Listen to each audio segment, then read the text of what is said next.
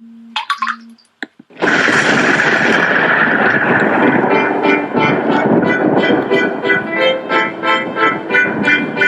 it has to be a Saturday. It must be 11 o'clock.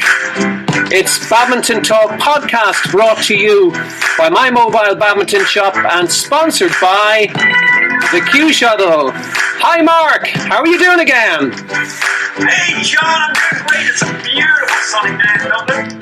What about yourself? Oh, yeah. What a sun. God, Mark, I don't think I've seen sun in a long time. Have you? Oh, there's been a bit of a grim couple of weeks, but it's good to see the sun out.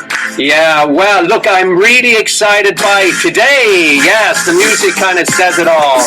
Exciting today. Mark, any idea who we're going to talk to today? No, but we always get a little good guests on. Maybe you could give me some clues. Oh, right. Okay, Mark, you want to give me a clue. It's a little bit like your badminton tactics, always looking for something on the court. Well, this time we're moving our genders, so we're going to profile a female for today. Wow, okay. But there's a lot of females, John. Yes. You have to give me more clues. Okay, you want a little more clue? Okay, let me do something like...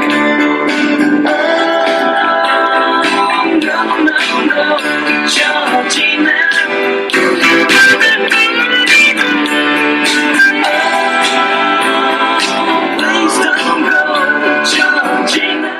Did you get a listen to that, Mr. Topping? Yes, Mr. Noble. I think I'm starting to get a good idea. Georgina. How many Georginas do I know? Well, better be careful. Your wife could be listening. Yeah, there's a very famous Georgina in the badminton world. Is it what I'm thinking? Well, I'm asking you to tell me who you think, just to test your memory level. You're now, whatever, plus 50. Come on, Mark. It wouldn't be Georgina Ward, would it? Yes, it would be. It would be Georgina Ward. Who else?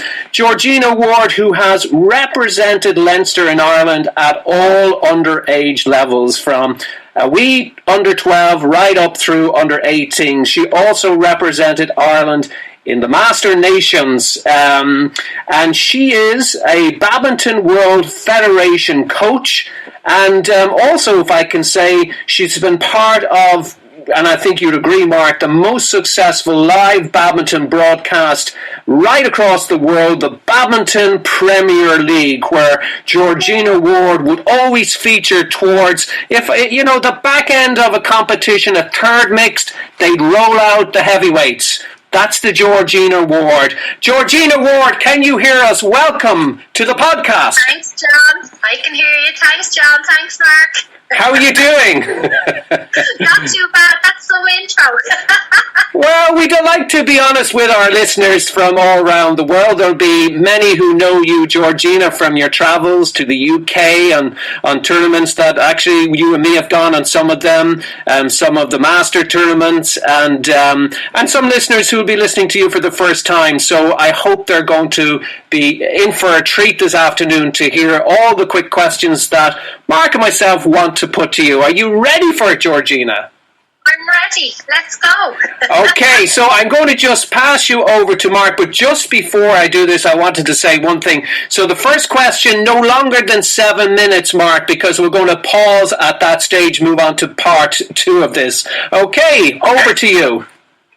Yes, Georgina, thanks so much for coming on. For me, you're one of the best mixed doubles exponents in Ireland. Your tactical knowledge of mixed doubles is just fabulous, and I would highly recommend anybody to take Georgina as a coach, especially for mixed doubles, but you can do obviously all the other stuff as well, but in particular, I always think your mixed doubles is brilliant. Anyway, Georgina, question 1. How did you get into the sport of badminton? How old were you when you started playing? Well, I got into it through family. My mum, first of all, started to play badminton. And then from her starting with my auntie, my dad and my uncles and everybody else joined in. So they all took over playing badminton. And it ended up then, Mum had no babysitter when she'd go to play her club nights in Cabinteely. And so she'd bring me along. So I was there, watching her play, and then one night at the end of I just said, "Can I have a hit?" And I had a hit. I was 11, didn't pick up a racket before then, and never looked back. I have to say, thoroughly enjoyed it. Was that one of the wooden rackets, Georgina? Sorry to edge in there on you. Well, my mum had a wooden racket, but the other rackets were starting to come in then, so yeah. I would say I probably did hit my first one with her wooden racket. Show my age now, lads, come on. Do you remember your first racket? My first racket, I was always a Carlton person.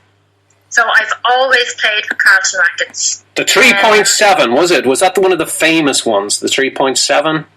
It was it would have been a 3-piece racket at that stage. Yeah, a short while after, then the 2-piece came in, and I did play with a 1-piece for a while, and then I'm back to the 2-piece, but, I have to say, what? Where did Cabinteely Badminton Club play their badminton? Was it a one-court hall, or what was it? It was in Cabinteely Community School, which was only down the road from where I lived, and I actually went to school there as a teenager. And they had a beautiful 4-court hall, lovely wooden floor, great ceiling, great colours, beautiful hall to play in. And that's where it started. But my mum was in Cabinteely, but my dad and my brother and sister were in Sallynoggin playing in the Holy Child. And then my sister moved over to Rathdown. So we were everywhere because my aunties and uncles and all played. So there wasn't a club, I don't think, on the south side that wasn't visited. So that's yet another record for you, Georgina. Played in probably the most badminton clubs in the country, or certainly around Dublin anyway. Is that the hall still in Cabinteely? Is the court still there? Oh, it is. As far as I know now, it's still there. I'm not sure if there's still a club, but definitely the gym hall is still there. Very good. And was that your first badminton club? Did you actually join the club? No. My first badminton club was a club called Harmony. It was run by my 2 uncles, Danny and Tony. And it was in Ballybrack. So it was actually in my primary school. Now, it wouldn't have had the best floor for badminton, but it had a badminton court, a reasonably good height in the roof. And, when you're only 11, it doesn't matter. Once there's a court and a net and a roof that has a bit of height, you'll go and play. Yeah. So I played there for, I'd say probably a year, maybe 2 years. Kind of the second year would have been on and off, because I had just started then with the Leinster Badminton, which I knew absolutely nothing about when I first started playing. Didn't know there was Leinster squads, Irish squads, that there was teams, all these big massive tournaments. Knew none of that.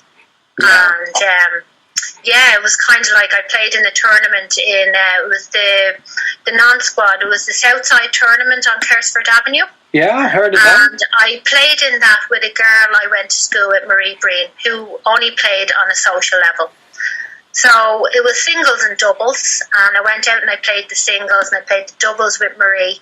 And the one thing I remembered was she played the front and I played the back. And she would be more or less ducked down on her hunkers, and then she'd all of a sudden jump up and take a shot. It was fantastic, but we did really, really well. And then, I don't know, you probably remember, Mark, Terry Davis. Yeah? Yeah, well, Terry Davis ran that tournament. Now, we're going back a long time here. She ran that tournament, and from that, she saw me playing, and she rang Sheila Flood, who is Claire Flood's mum. And he rang her to say that we've seen, obviously, me, which I found out this all afterwards. And then Sheila got in touch with someone and got me a trial for a Leinster squad. And Claire was looking for a doubles partner. So that's how my journey started. Wow, so that's how you started, Georgina. Yeah, it's kind of, I suppose it's, look at the draw, sometimes it's, it's not always who you know, it can be, where you are, at the right time. But yeah, so lo and behold, I got a call to go for a trial. I didn't know it was a trial. Just Mum said, we're going for a few games of badminton. We had to go out to Baldoyle, when Baldoyle used to be just a barn, there was not the luxuries that are there now.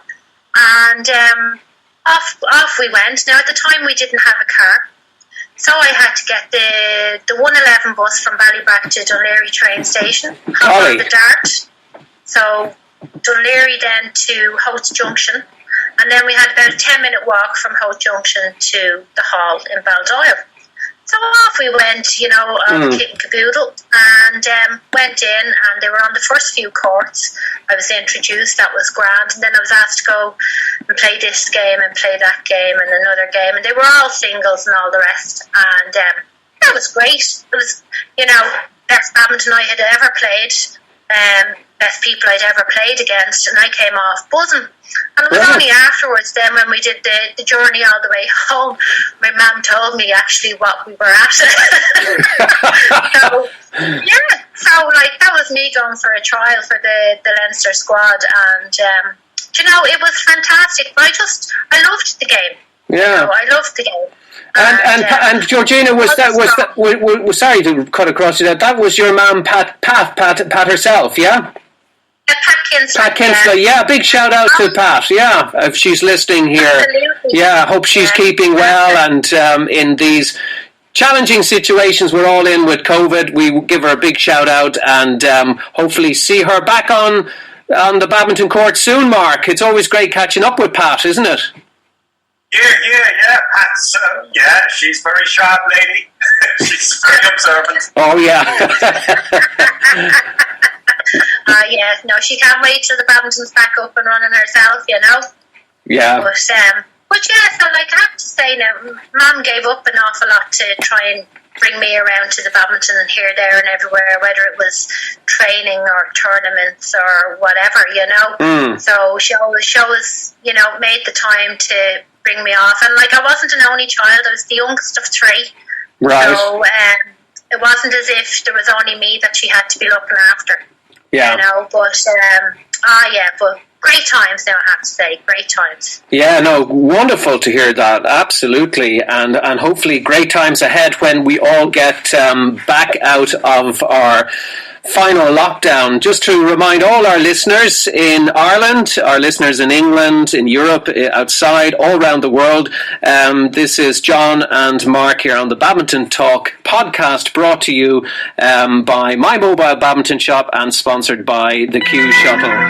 Mark, I think you've got a question to put to Georgina. Is it on our list, question number 4? Or is it question number 3? Actually, I might just go back to question number 3.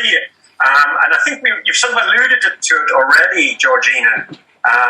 You mentioned, and I didn't know this, I just love listening to people, is your 2 uncles probably were your first 2 coaches at the club. So maybe you talk to me about how they coached you. And then maybe you might talk about the first Leinster coaches you met and what they teach you. Yeah, no, my Uncle Danny and my Uncle Tony, well, we actually call Tony Muzzy, but, they just, Why'd you call him Muzzy? As long as I've known him, he's been called Muzzy, so I must actually try and find out the true story. You never know what you get told. But they just saw me playing, and they could see that there was potential there, so they would bring me to play themselves. They did, but they took it up. They're actually my mum's 2 brothers, and they took it up after Mummy. So they would just play games with me, and we'd have kind of hitting the shuttle, trying to keep going. Do you know what I mean? There wasn't it wasn't set that we come here for training and blah blah blah. So they would try to get me the best games possible. I would play against some of the adults, and nice. At that stage we were in a circle where we okay, we'd all be competitive, but it was in a friendly way. You know, they were there for social badminton rather than anything else. They hadn't been playing league at that stage. Right. You know, so the league came probably after about their first year of being open. You know, when you find out about all these things, that there are leagues, there are cups and things like that. So, you know, it would have been that. But then in the squad now, my first coaches were Tony Robinson and Norman Borton. Tony Robinson, was that's did our BWF with Tony, Georgina, was that right? Yeah. So I know Tony such a long time. We'll give big shout out to Tony. Big shout out to Tony there, just to say, keep going with your Badminton World Federation coaching. It's fantastic. Sorry, Georgina. That's back okay. to you. But a nicer man you couldn't meet. Yeah. I mean, I have a special place in my heart now for Tony Robinson. And Great. He just saw something in me, apart from being a Leinster coach, do you know what I mean? Yeah. He saw that I had potential there. So, and he always encouraged me and tried to teach me new shots. Yeah. You know, the more difficult shots and things like that. And we just got on great. And he would always encourage, and we'd all, even on the squad, we'd have nicknames for people, you know, but whether it was a particular shot you'd do or something you'd do on court or whatever, you know. So there was always the good, the nice fun part to it, as well as, you know, you always gave it 100%. And Georgina, sorry, you said that was Tony with, was it, which Borton, did you say? Norman Borton. Yeah. Okay. Yeah. I have to say, so we're going back to real old school. Yeah, because I was thinking David and Muriel were his sons. So I don't know if they had more in the family, but they were excellent badminton players. I remember them in the 80s myself. You know. Yeah, that's it. Oh, that's the one and only. You know. So so they were like the start of my coaching now, and Tony coached me for years, whether we came up on the squads or else we'd have a couple of one-on-one sessions, you know. And then, you know, I had Aidan Murray and Des Elliott. Aidan Murray, oh my goodness, I remember Aidan Murray. Every badminton tournament, there he was sitting on those benches in usually in Whitehall Road, probably also Baldoyle, he was a great coach. I know, was it Niall Gannon was one of the guys that Aidan coached quite a lot, and Jim Colfer and a couple of those players I can remember. I'm sure there's more, and I can't just think of them offhand. Shane Fitzpatrick, the names just go on. He put so much time into badminton. Oh, he did, absolutely. And he was always there, you know, and looking after everybody, keeping an eye. Yeah, keeping an eye. You know? Yeah, and what age were you, Georgina, when you started then? You might have mentioned it earlier. I just wanted to kind of, since we're... Well, I was 11 when I picked up my first badminton racket. Right, 11, and I'd say when I was seen playing in that tournament, it was under 12, but I was only playing a few months. You know, so I was 11, but I was only playing a few months. Yeah. And, it was kind of... I took it up it was family sport. Yeah. And I loved it. And then I would have started taking it seriously, obviously, when I went to the Leinster squad. Yeah. You know, when I realised that there was another level. Yes. You know? And, to me, you seem to have a lovely balance there, and why maybe why you've lasted so long in the game, why you've got this great longevity in badminton. You seem to have had the fun, and lots of fun, and competitive but enjoyable at your club. Absolutely. But then you got really top class coaching from Norman Bolton, Tony Robinson, Des Elliott, and Aidan Murray, and that. And I think if you feel as though you're progressing, if you're improving as a badminton player, you sort of get more and more hooked on the sport, I think. But you need to have that basis of fun at the start as well. You do. You have to enjoy it. Yeah. You know, when you stop enjoying it, it's either time to hang up the racket or just have a little break. Because when you're not enjoying it, like, why bother? In all fairness, you know. And by enjoying it, it doesn't mean you go out there and you're just going to hit shuttle for fun. you can still go out there and be competitive and want to win, but Yes. you have to be enjoying doing that. Do you know what I mean? And a lot of people don't see that. Yeah. You know, a lot of people think that by going out to win and being competitive, you know, they just have to go out and hammer everybody. But you go out and you just enjoy it. You have to have that feeling inside. If you don't have it there, you know, it's sport at the end of the day, you know. So I think the love of sport, once you have that there, it'll keep you going. But when you lose that, you know, you either give it up for good or have a little break, think about it, and if you're missing it, you come back.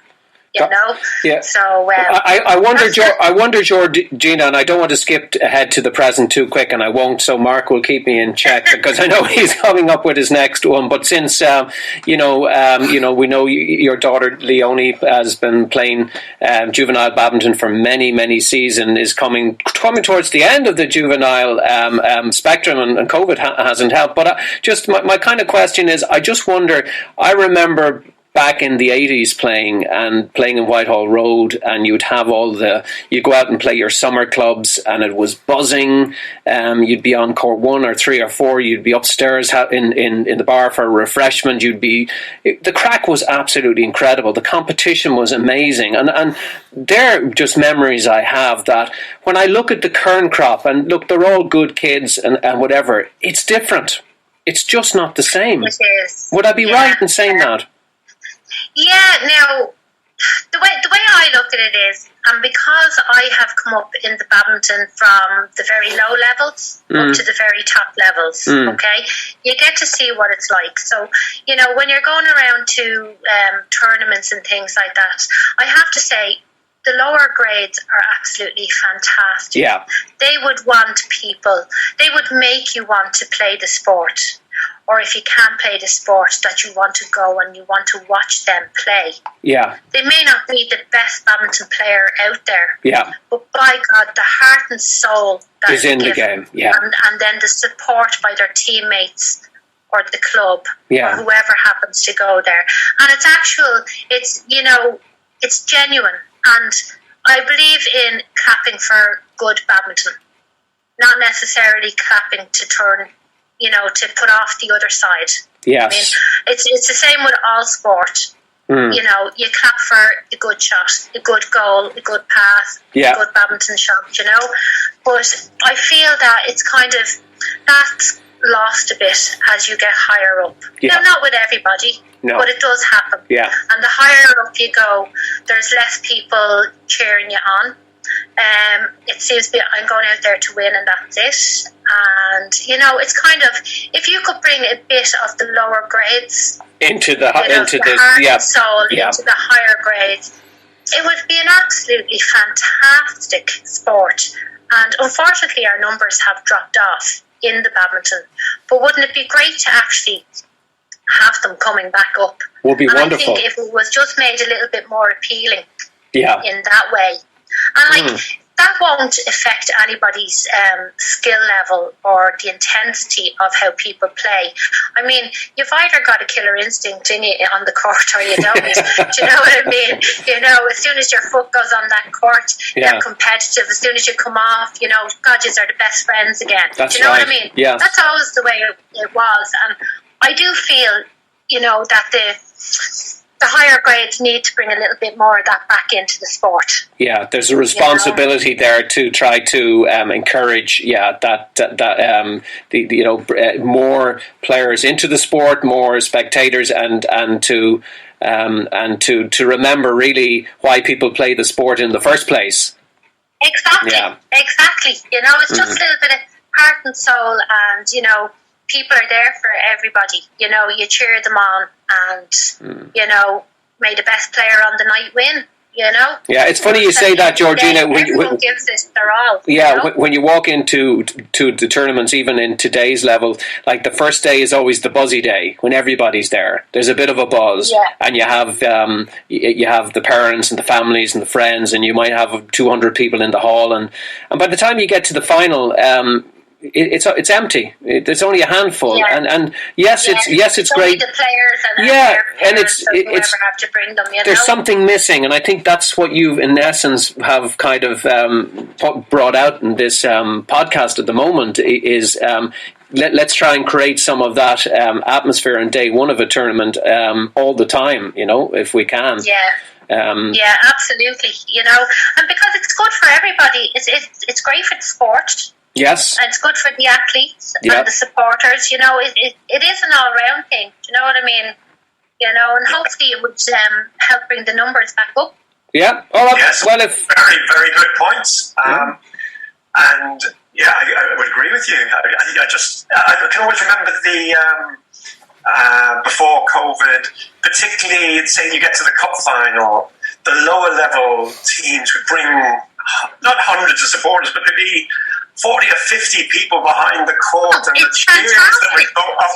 I love that. You'd find yourself watching their matches rather than another match, because it's like, oh my God, the cheers off this, and the players on the court are actually giving their every last bit. It's just fantastic, Yeah. I agree with you. I used to love that, though, the league finals and cup finals for that very reason. It was just the atmosphere. Brilliant. Anyway, I suppose we should move on. And now I think I might know the answer to this question, but I'd be still interested to listen. Which is your favourite discipline in badminton, and why? Well, I think I know the answer as well. I liked all three, and I was good at all three. But then as you get older, your mindset changes, and then also, when you get to my age, then singles is definitely a no-no. So I do love doubles and mixed, but I always seemed to veer more towards the mixed. Mm-hmm. I just felt I could read the game. I knew kind of more or less what shots to play or where to go. And I love the front of the court. I love to be there waiting to, set it up, get the winner from my partner, or my partner set it up for me to get the winner. And it's a challenging but fulfilling game. And I do find not enough is given to mixed in training. Like a lot goes to singles and then maybe doubles. Mixed is kind of the last rung. That's quite surprising, Georgina. Could I cut across you yet again? Apologies, it's probably the Zoom line here from time to time. Like, if you think about it, Chloe and Sam have been wonderful ambassadors for our sport for the last decade, even more, and they are. I know Chloe was a super singles player, and then she moved into mixed. But mixed is right up there in Irish success stories in the DNA. So it is interesting to hear you say that, and why more isn't done about mixed. Well, this was me coming up in the squads and then playing on that. It was more singles and doubles, and then kind of the mixed then was kind of brought into it, Right. But and it's the same with the under 11s. You kind of the mixed isn't really kind of thought of in under 11. It's wait till they get to under 13. Mm. And now I know it's partially to do with the strength and the sizes, and they're only tiny little things. Yeah. But you could just introduce it. It doesn't necessarily have to be you're at the front and you're at the back, but to kind of give them an introduction. Yes. And then they know. But yeah, it's just mixed. It's challenging, but it's very fulfilling. I love it, and it's it is a different mindset, and it's even a different mindset to doubles. Yeah, you're there playing away, and you go play a shot, and you're flying in, and then you go, oh my God. I'm not playing mixed, I'm playing doubles, or vice versa, that you play a shot that you think you're playing in the other one, and then you go flying, and then you go, yours? And hope that your partner's there to get it, because you had to go to the wrong spot. But, is that a senior moment you're having, is it there? A senior moment I've been having there for a long time.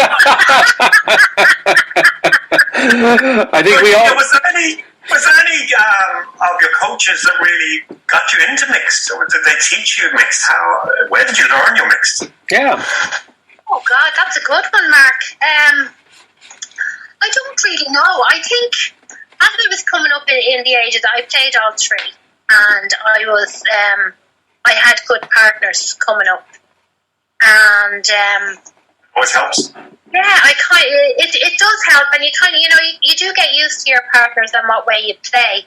But then I'd say as I was turning about maybe 16, I kind of said, right, I actually love mixed.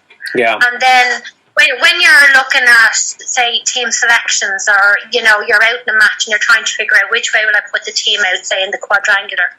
Yeah. And you're looking, and in my age group when I was coming up, there wasn't very much between us all. We were very shy. It was very hard fought because there wasn't much between the players. So you're saying, like, we were all fairly good at all three. And you're kind of going, right, well, if I do this and do this. And then I probably would have been the one that would go in, I'd do doubles and mixed. And I think it went from there because I loved mixed. And not everybody loves it. Do you know what I mean? The woman's at the front there, nice target, so it puts people off. Especially if you're playing, a 6 foot something man, and you're like going, oh, sweet God. Yes. Do you know what I mean? But I think I just, got the love of mixed when I was about 16 and kind of just, kept going with that. And then it's also down to if you can get partners. Yeah, that's very true. So if you can't get a partner, you can't play it. So what's the secret in getting a good partner, Georgina, since we've seen you with many partners on the, various leagues? I'm still trying to figure that one out, John. I'll be looking for partners next for 2021 if we get up and running. Okay, so that's a big shout out from Georgina Ward on this Badminton Talk podcast. If you are a good player or a really good player, Georgina, now what would you be saying? We'll put it down as a good mixed player. Oh, a good mixed player. So any good mixed players from any of the countries, even, would you take a good English mixed player to team up with you? Oh, I'd take anyone, John. I'm not that fussy. Okay, so you've heard it here for the first time on the Badminton Talk podcast. All our English listeners, or Danish listeners, or any or European or beyond, Georgina Ward said, yes, you can do a testimonial or dry run with her. Maybe, Mark, you would pick up a mixed partner. You could test out a potential new partner for Georgina. What do you think? We just gotta make sure we get the right mixed partner for Georgina. Yeah. That's it, Mark. Good man. Okay, very good, Mark. So, am I next on question number? On number question 6? Is it? We have that. Yeah. Question 6. Question 6, Georgina. So we have Georgina Ward here on the Badminton Talk podcast. And Georgina, what was your first adult club? You might have maybe alluded to that in the intro. What was your first adult club? And do you remember your first match as a senior player? If we can put it that way, adult. Well, the first adult club would have been Rathdown Badminton Club. Okay. Are we breaking up there, John? The partnership, do you mean? Or are we breaking up on the Zoom? Yeah. Hold on just 1 second. Yeah. Just 1 second. We could have the Zoom line is gone. Now I think we're back. This is obviously we're still in the virtual platform with the on our Zoom, but I think we're good. So give it a go again, Georgina. I think I can hear you. Would have been Rathdown Badminton Club would have been the first one. Now I was 15. And my sister Valerie played there, so I went down to play with her. Now she was playing it was either grade A or grade B in the old grading system at the time. Yeah. So she was of a good standard, and she brought me down, and we went in there, and I wanted to see if I could play the league. So anyway, they put me on, and they put me on her team, and that was great. And I'd say that was probably the one and only time I got to play with my sister. Wow. But it was good going, but I only stayed there a year because they wouldn't put me up on their top team because I was too young. So I said, okay, I'm going. And was that a senior? Was that a senior 2 team, the top team, or senior 1? Was it because as far as I can remember, you had Premier, Senior 1, 2, A, B, C, D. I don't know how far it went down. It went down quite a lot. The top team in their club was Senior 1. Senior 1. So you were looking to get into Senior 1, yeah. Yeah. So then I found Aidan Murray's club, and it was CY. CYM in Turner, yes. Yeah. So that's where I went from there, and stayed there until that closed, and then most of us moved then to Mount Pleasant, which I'm a member of still. And you are, Georgina, just to say, when you moved to Turner, was the transfer fee good at the time? Oh, it was expensive, I only had to get 2 buses. Oh, very good. Well, obviously, then only one bus from Turner to Mount P if you moved to that later on. How long did you? How long did you stay with Turner before you moved on then to Mount Pleasant in Renna? How long were you in Turner? Because that at the time was a very vibrant club, and a lot of the talented players came out of Turner. I remember that. Well, I was there until they finished up. It wasn't that I left because I wanted to leave. Yeah. Would have been a few years. I'm trying to think. Would I've been maybe 18. Yeah. 18, I think. Maybe, I think it was 18 when I moved over to Pleasant. Late 80s, early 90s, Yeah. But then I had to take a break then for a few years because I had an accident playing badminton when I was 16, playing for Ireland in the quadrangular. At the start of the weekend, I had hit a backhand, and the racket slipped out of my hand. But from that, I had done a lot of damage to my wrist. But it was over the years. It was just getting worse and worse and worse. So when I was 19, I had to have a big operation on my wrist, and then I was out for another 4 years. God. They didn't think I'd be able to go back playing badminton at high standard, if at all. So I did everything I was supposed to do, and finally got myself back playing, which was great. Brilliant! But unfortunately, it was at a wrong time because it was just as I was coming out of juvenile, going into senior badminton. Yeah. So I lost some vital years there. But look, I still had the love of the game, and I wanted to come back playing, and I got back playing. And I got back playing at a fairly good standard. Mm-hmm. And with the heel of the hunt, I'm still there. I might disappear for a few years and come back again. Yeah. It's hard to get rid of me. No, well. Hopefully, you will stay in the game for a long time because the experience and what you bring to the sport, Georgina, is palpable.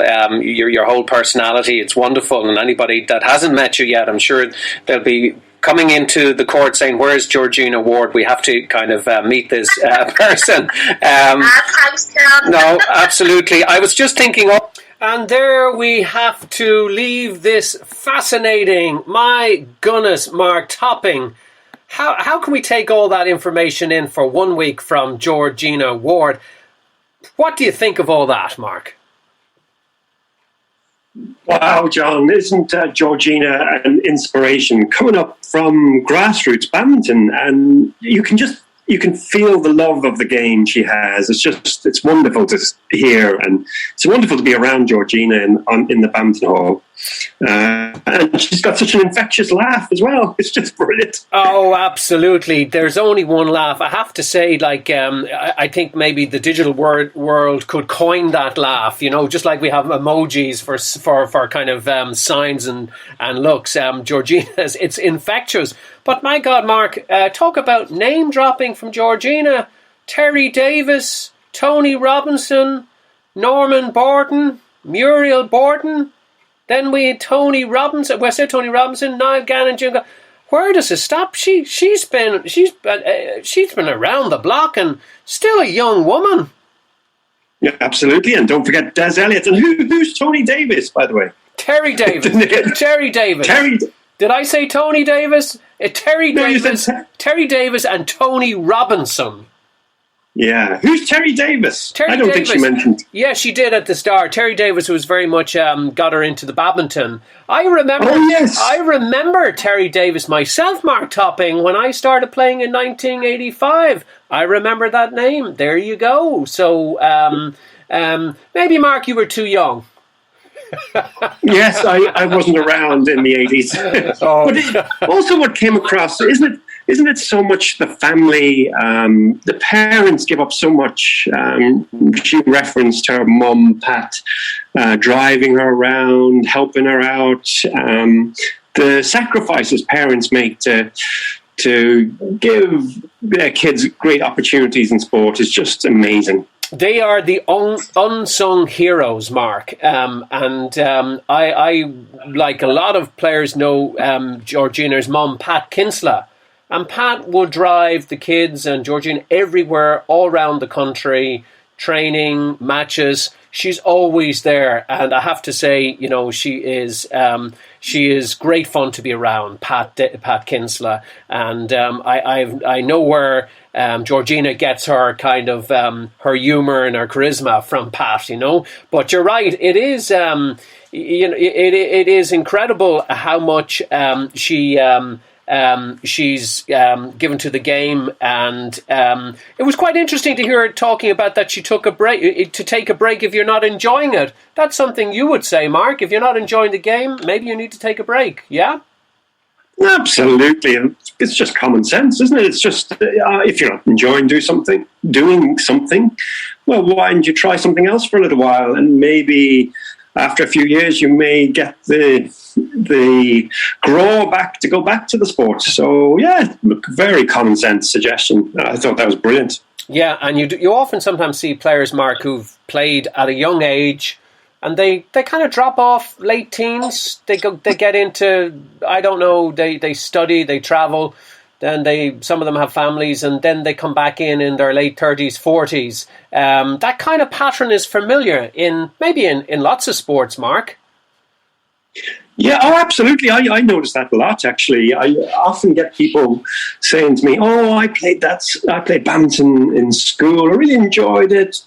It's 10 or 15 years since I played it. I wouldn't mind getting back into it. So I often get phone calls like that. It's amazing how common that is. I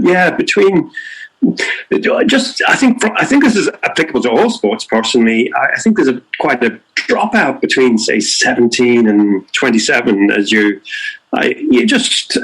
move into a different phase of your life, and maybe sport is not as important at that stage of your life. No, you're right, Mark. And it's great to think you can play badminton at any age, at any time. You know, there's no restrictions, Mark, at all. And just a final comment, Mark. Did you realise that Georgina had an accident and that wrist damage put her out just as she was coming out of juniors? No, I didn't know that, John. As I say, I wasn't around in Dublin in the late 80s, early 90s, so I didn't know that at all. And yes, that was, you could tell Georgina loved the sport, and wow, I don't think Georgina would have given up willingly, but that wrist injury sounded so serious. Well, she had to take 4 years out, but she came back and she rehabbed, and she's still playing the sport today, which is it's wonderful to see, John. Yeah, no, absolutely. And of course, it is time for us to kind of finish another Badminton Talk podcast here, sponsored by the Q Shuttle. We will hear again from Georgina next Saturday, of course, on the Badminton Talk podcast, where Mark and myself will be hooking up again from an interview we did about 2 months ago, I think, with Georgina Ward, just to hear part 2. So, Mark, briefly before we finish, I'd always like to find out, what are you doing this weekend? Now that we're into like mid-June, coming close to Midsummer's Nights. So I bought myself a barbecue, John, and so we're having people around this weekend for a barbecue. Looking forward to that. Barbecue in the Toppings household at the weekend, yeah? Absolutely.